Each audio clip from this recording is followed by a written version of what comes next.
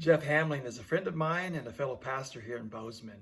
And recently he published a book, Jesus Behind Closed Doors. It's a Christian response to the coronavirus pandemic.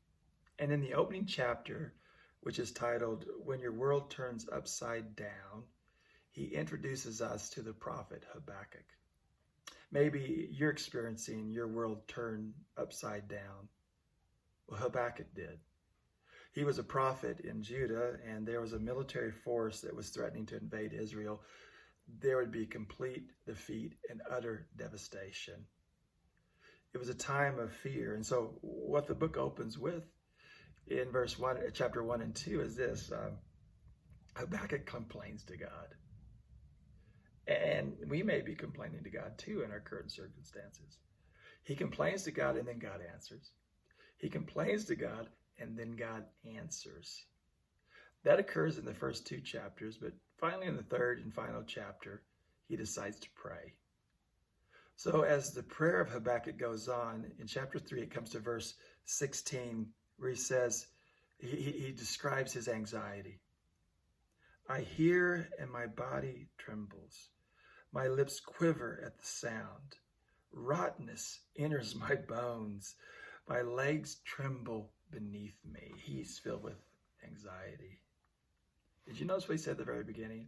I hear and my body trembles. One person said this, that a lot of our anxiety and worry is because we listen to ourselves more than we talk to ourselves. What he meant by that is, in the morning we wake up and there's things that we're worried about and concerned about, and we start listening to those voices within us rather than talking to ourselves and telling ourselves the truth. So we see his anxiety. Now he decides to talk to himself. Yet I will quietly wait for the day of trouble to come upon people who invade us. You know what? I'm going to rest. I'm going to rest that you're going to take care of the evil people. And then he makes a choice to rejoice in God. Although the fig tree should not blossom, nor fruit be on the vines, the produce of oil fail, and the fields yield no fruit, the flock be cut from the fold, and there be no herd in the stalls. What he describes there for an agrarian society is complete, utter economic devastation. If there's nothing left whatsoever, so as he describes all that's going on, he decides to talk to himself rather than listen to himself, because this is what he says, yet I will rejoice in the Lord.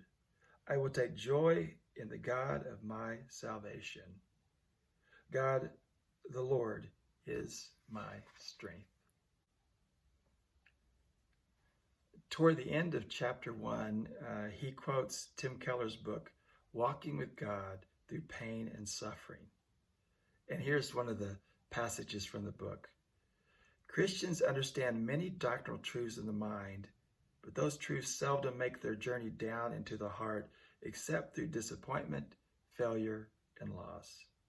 A man who seemed about to lose both his career and his family once said to me, I always knew in principle that Jesus is all you need to get through. But you don't really know Jesus is all you need until Jesus is all you have.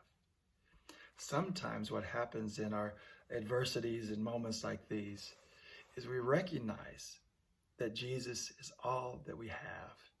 And that's when we begin to trust him and trust in our situation.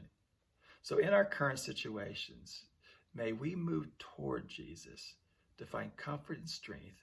And may we quit listening to ourselves, but talk to ourselves with the gospel of Jesus Christ and what he's done for us. In that, we can rest.